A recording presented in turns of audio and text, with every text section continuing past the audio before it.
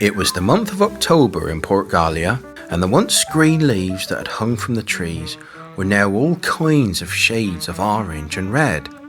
The weather was simply beautiful, and the evenings were just the perfect time to go and walk on Galia Bay and admire God's canvas being painted with hues of pink, of red, and even purple.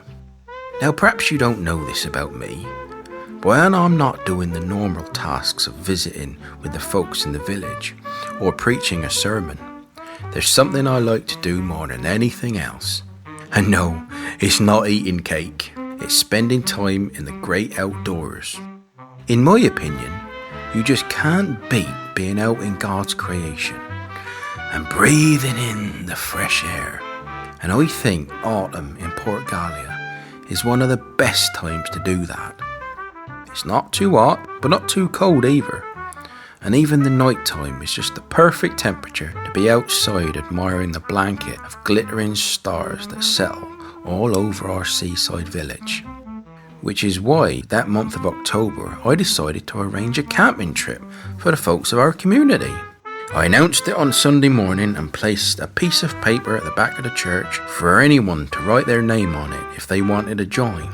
And when I looked at it after the service, it was apparent that not everyone saw the idea of camping trip as exciting as I did, as only 5 names were on the list. Lester and William Cole, Jack and Molly Doris, and most surprisingly, Rodney Cole were the names on the paper.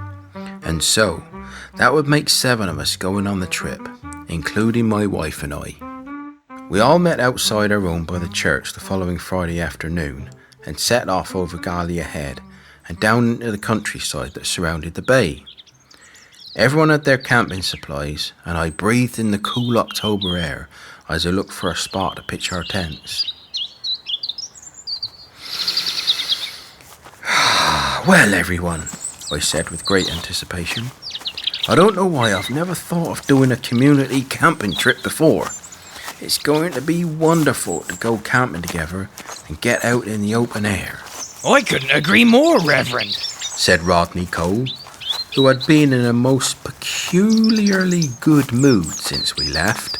It'll be nice to get away from the hullabaloo of everyday living and out into nature, just where real men and boys belong, if you ask me. Excuse me, Mr. Cole, Molly piped up, running to catch up with the group. I'm not a boy nor a man, but I like being in nature just as much as Jack does. As do I, dear, Betty agreed, putting a hand on Molly's shoulder. And what glorious weather the Lord's provided for us. Blue skies and a gentle breeze. It's just the right weather for camping, if you ask me.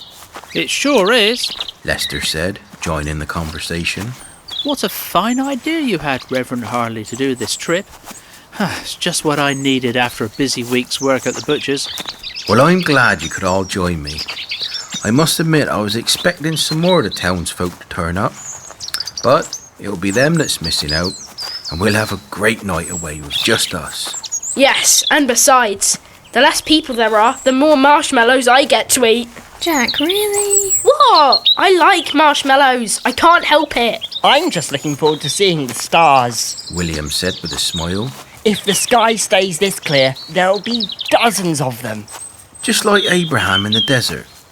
You know that story, don't you, William? No, I don't think I do, Reverend Harley. Ah, well, that's going to change tonight then. Now, I think I found the perfect spot here. It's not on a slope. There's not any rocks or roots around that will give us a bad night's sleep. And it should be big enough for all of us. What do you all think?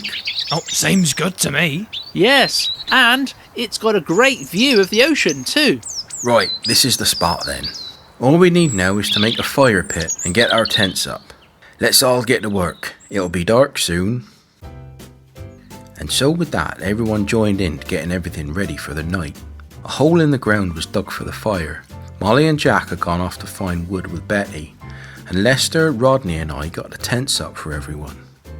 Soon, with a team effort, all of us were gathered around a roaring fire as the darkness set in and the stars began to pop out from the sky above us, much to William's delight. Jack, however, really couldn't care much for the stars, but instead he had his eyes settled on a tin of marshmallows that was poking out from the wicker basket my wife had bought, stuffed full of food. Can we roast the marshmallows now? Please, Mr. Patron? He asked with great eagerness. I truly don't think I can sit here staring at them any longer. Yes, I must admit that even I'm beginning to get a hankering for them, Mrs. Patron. Could we have them now? Well, you've eaten all your supper, so I don't see why not. Here you go. Take a couple and pass it round so no one misses out, eh? Gee, thanks. I haven't had marshmallows in months. Jack, you had some last week when we went to get sweets with Mummy.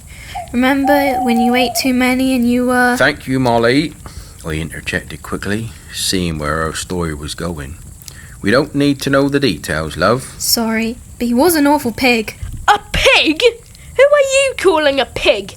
You ate a whole bag of white mice in one go. I did not. Yes, you did. I didn't. Yes, you did. I did not. All right, you two.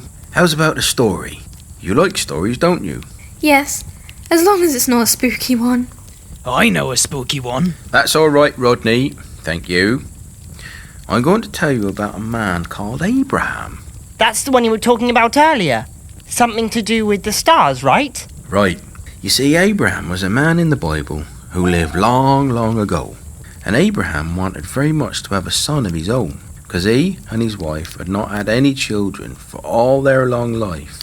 And one night the Lord brought him outside and told him to look up at the stars. Why did he tell him to do that? Yes, why? Well, you see, God took him outside to look at the stars because he wanted Abraham to try and count them. Count them? That's not possible. The more you look at the stars, the more you see. You'd be counting forever. Yes, surely even God knows that. Yes, he does. And he did. You see, he did that because he wanted to show Abraham something. Do any of you know what that was? No, tell us. Okay, you see, God wanted to show Abraham all those stars and ask him to count them because he was making Abraham a promise. He was telling Abraham that his descendants would be just as hard to count as the stars were. He was promising that he would have a son who would continue his generation. Oh, I see. So God was showing Abraham all those stars as sort of a picture of all the people that would come from his family line, right? That's exactly right, William. Wow, I wish God would give me that many marshmallows. Then I'd never run out. I think even God knows that would be far too much for one boy. Well, I suppose that's fair. Then I'd need a bigger stick. I don't know about needing a bigger stick. Rodney said with a yawn. What I need now is a good night's sleep. Really? Already, Uncle? Yes, I'm not as young as you kids. I've got to go get my kip in. Yes, Rodney's right. Maybe we should all turn in. But I'm not... tired. Oh, really? Then why are you yawning then? I'm not... Oh. Maybe I should go to bed now then. Yes, Mother did say not to stay up too late. Right then, that's settled. We'll all turn in. And so, after smothering the fire with shovels full of dirt, we all went down to our respective tents and settled down for the night. I was just about to lay my head down when all of a sudden I heard such a loud scream that it made Betty jump. It's in my tent! What was that, Harley? I don't know, dear. It sounded like Molly. We both dashed out the tent and ran outside in alarm. William, Lester and Rodney, and Don also. And we all saw that indeed it was Molly had screamed, and she was standing right outside her tent with a very scared look on her face. I ran up to her to ask if everything was all right, and she pointed inside the tent with a terrified expression. There's a toad in my tent. A green, warty old toad. A toad? How'd you get a toad in your tent? I can only imagine. Molly pointed to Jack's tent furiously, and I turned round to see his head sticking out the entrance, watching with a great big grin on his face. The moment he saw I'd seen him, though, he quickly brought it back inside when I walked up to his tent and shook my head in disbelief. Really, Jack? You can't think I didn't see you. Did you put a toad in Molly's tent? Maybe? Lying is a sin, Jack Doris. Yes, I did. I'm sorry. I found him when we were looking for wood for the fire earlier. I couldn't help it. Well, that's not true at all. You could have helped it, but instead you decided to frighten the living daylights out of your sister. I think you owe her an apology, don't you? Yes, Reverend Patron. I'm sorry, Molly. Yes, you should be. Do you want me to take him out for you, Molly? William asked, seeing how scared she was and wanting to help.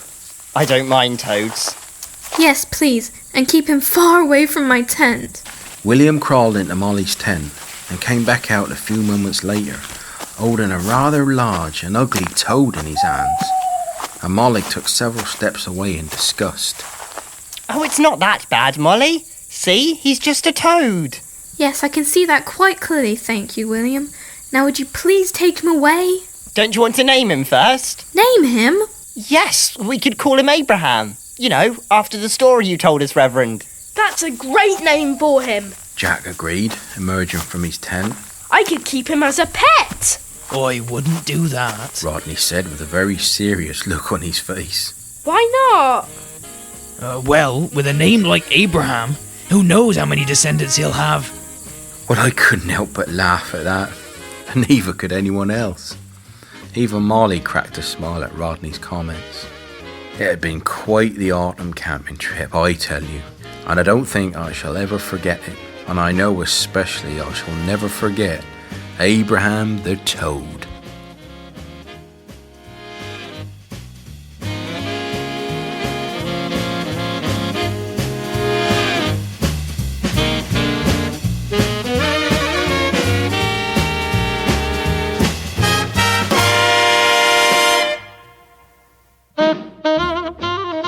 In this episode of Port Galia, we saw Reverend Harley and some of the townsfolk go on an autumn camping trip that took them to the forests surrounding Galia Bay. Whilst doing so, Reverend Harley got the chance to tell them all a campfire story, and that story was about a man called Abraham. As Harley explained, Abraham and his wife had no children for many years, despite their desiring one.